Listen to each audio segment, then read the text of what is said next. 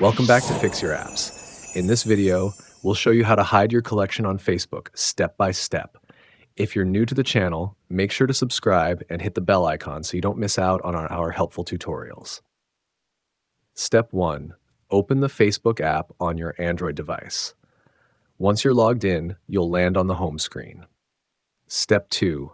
Look at the top right corner of the screen and tap on the 3 horizontal lines. This will open the main menu with several options. Step 3. From the menu, scroll down and select Saved. This is where all your saved items and collections are stored. Step 4. Now open the collection you want to hide. Simply tap on it to view the contents. Step 5. Next, tap on the 3 dots located near the Add More button. This will reveal additional options for managing your collection.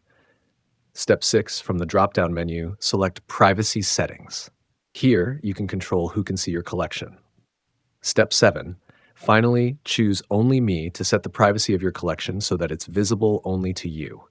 Your collection is now hidden from everyone else. And that's it.